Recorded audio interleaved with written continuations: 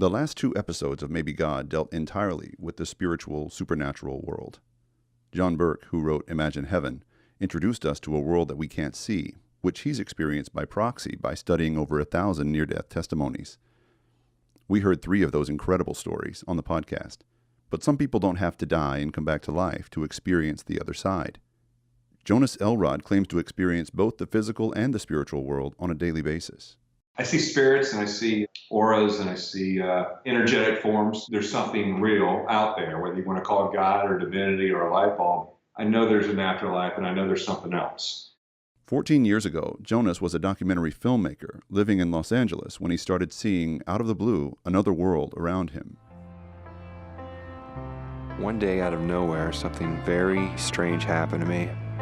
Let me just say, I know how crazy this is going to sound. Overnight, I started to see things that most people couldn't see. Angels, and spirits, and demons, and all kinds of weird stuff. I could see it everywhere. And in time, these spirits I saw started communicating with me. And the first thing they told me was to expose what was happening, that this world was real. So he did expose what was happening. The filmmaker turned the camera on himself to capture his journey as he tried to figure out what he was seeing and why. His film, Wake Up, premiered at the South by Southwest Film Festival in 2009 and was featured on Oprah's network. The skeptic would say, well, isn't that convenient? You want to be a movie star, and so you create this role for yourself. If anyone's seen my film, there's no vanity. This is not a vanity piece. I'm as raw and ugly and open and honest as I can possibly be. In his documentary, Jonas went back to the hotel room where it all began. So this is where everything started for me. Where I first opened up, started discovering that there's a lot more to reality than what we perceive. The things I saw that night, I can't unsee. So I'm laying in the bed right there, and these trails were coming out of the corner. They were coming around through here. They came in front of me. And I guess these lights, or whatever these lights, started kind of landing. I started seeing silhouettes, odd geometry. And it was weird because I started seeing, I guess it was a vision. It was a motorcycle went across here. It wasn't like some full color thing. It was just like I don't know how to explain it.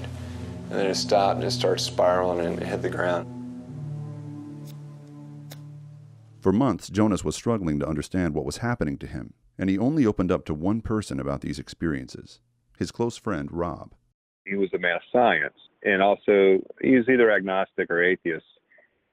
I told him what was happening. I'm seeing this, and I had this experience, I had this weird psychic experience, on and on and on.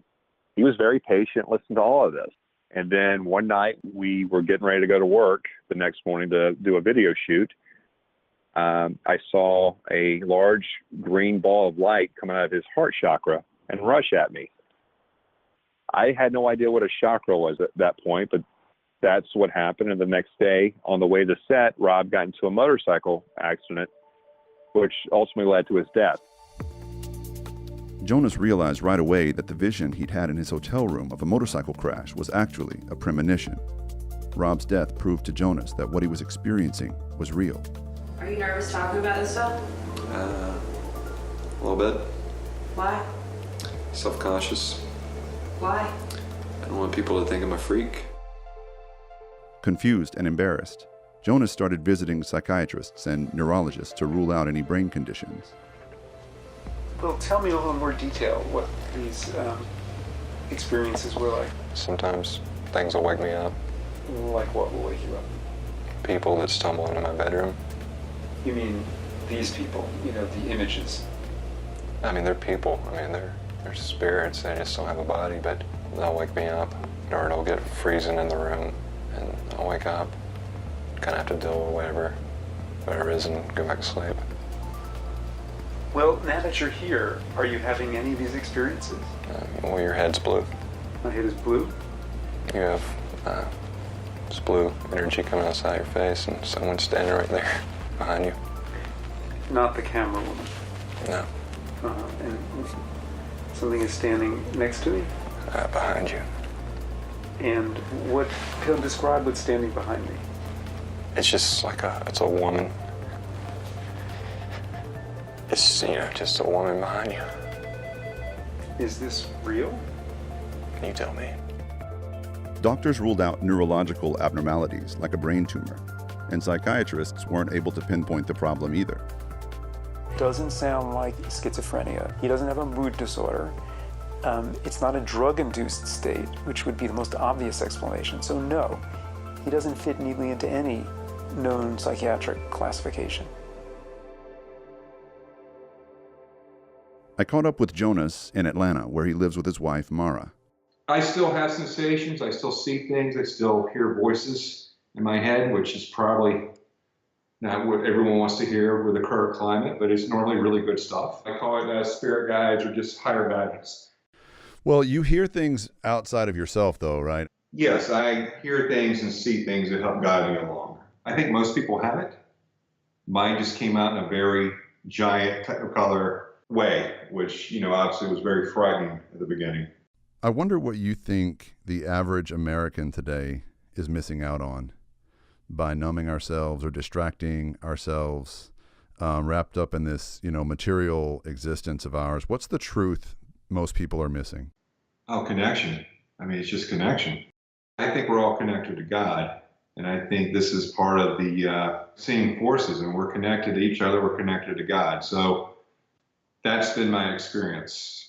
I heard this quote, translated this Buddhist quote the other day, and said, if you truly love yourself, you would never hurt anyone. And I like myself fairly well, but I've done a lot of hurt in my life. So I think that people are terrified because they want answers. And so it's easier to pick up a drink or eat 13 Big Macs or stay on the iPhone for 9 hours than to face any of these woundings that we have. I think we're really sick people. And I think that some people are making headway and they remember that connection. They remember that all this stuff is real. They start to remember why they're in the body in the first place. What do you mean, how you've seen us connected?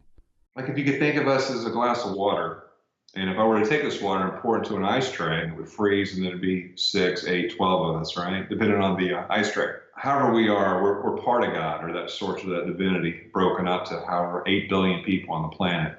And maybe you go this way, maybe I go that way, and we're trying to get back to that state. So when we try to lift the ocean, when the ocean tries to rise by people getting closer to source or working on their woundings and trying to evolve or transcend, as you would say, it benefits everyone, whether they want to hear it or not.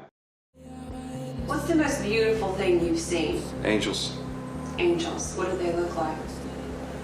A lot looks like it does in books. They're huge. They have huge wings. They have angelic faces. Some of them like these crooked shards of light. This whole angels and demons thing is fascinating to me. Obviously, biblically speaking, like the angels are showing up all the time. And so I wonder too about the demons part of this. And you talk about seeing these dark forces. Yeah, I certainly felt like some were of holy divine presence and some were, change your underwear terrifying. That was my experience with it. Jonas's experiences in this other world echo so much of what we heard from near-death survivors, that we're all connected, that we have angels rooting for us on the other side, and there are also some really dark forces that we should try to avoid. As I talked to Jonas about angels and demons, my brain was exploding with connections to the New Testament, the great cloud of witnesses, the spiritual war between good and evil. But Jonas doesn't subscribe to any one religion. He was raised Southern Baptist, but he started to reject Christianity when people would tell him that he's not a real Christian for having gay friends. It just didn't fit with the fully connected spiritual world that he was seeing all around him. Neither did the notion of hell. What is it about hell that bothers you so much that it became, something you don't believe in anymore? Well, I believe in hellish places you can go. I don't believe that God is throwing people in hell for being homosexual or listening to heavy metal or fornicating too much or drinking too much. I believe in karma, but I grew up in a Southern Baptist kind of childhood. And so that was terrifying that if you don't believe in this guy, you're going to hell. It just seems a little cruel. Yeah, I don't think any thoughtful Christian even believes in hell as that kind of a childish game or arbitrary, like it's more like Dante's Inferno, right? Or some kind of sicko's wet dream to throw all the gays in hell. I don't think that's how I would interpret hell either. But I wonder what, without hell, how we explain some of the stuff we see in the world and how justice happens for people who are guilty of such oppression and atrocities. You say you believe in karma and things like that. I'm just wondering how far off the idea of hell is from karmic justice. Well, hell is a permanent location, right? I mean, that's what I'd always heard. And I guess hell would be separation from God, period, wherever that is. I don't feel like there is a separation from God. And there's definitely shadow, definitely a lot of dark things, but I think even in that darkness, you at least have one little speck of light. You just got to start to remember so you turn into something else. I see us all here for the same reason, and that's to kind of elevate and get back to God. So if you're in the body, if you're in the meat suit, so to speak, whatever it is you're doing, I have a level of respect because I feel like you're just trying to get back closer to whatever that lightning bolt is. Jonas and I were an hour into what was supposed to be a 30-minute conversation when he started interviewing me. Our Skype connection was getting worse and worse as the night went on, so I decided to call him on his cell phone. Can I ask you a couple questions? Yeah, man, sure. So what do you think happens to the Buddhists when they die? I've always struggled with the idea of exclusion or inclusion. I mean, I don't know. If I ever answer that question with any certainty, I just slap me upside the head because Jesus tried to tell us again and again, no one really knows, and you're going to be shocked. He kept saying you're going to be really, really surprised when you get to heaven and see who's at the party and who's not.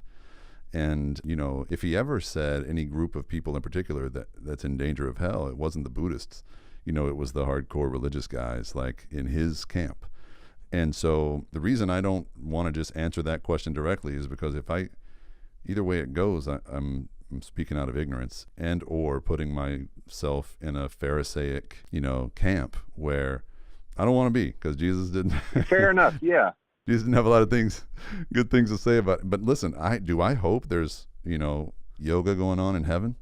And do I hope there's a Buddhist party and Taoist party? Do I hope I get to shake hands with Gandhi and stuff? Of course, man. I hope it's overpopulated, bro. Like, I take no delight in the thought of, millions or billions like burning in hell forever. And it drives me crazy when Christians sort of tout that pride. Like, we're the few, the chosen. It just makes me sick to my stomach, man. The only thing that keeps me from being a universalist, it's not God. Like, I do think God's grace is universal. I just think because of his commitment to free will, for the sake of true love and loving relationship, I just think that it's conceivable that there's some people who choose their own way over, or their own addictions or whatever, over real connection, beyond this life for eternity. I think God's grace is absolutely universal, but I think he leaves open the possibility for us to reject it. Oh, I'd wholeheartedly agree with that last statement. Absolutely. I mean, I went through a deep season of like atheism and stuff and deep doubts, and it wasn't reading a book or hearing a sermon that brought me back. It was a deep and personal spiritual experience that made everything very clear to me. And I thank God I had a journal with me that during that season of my life, and I wrote everything down, and I can go back and revisit it, relive it, because it is true that there is such a thing as experiential knowledge.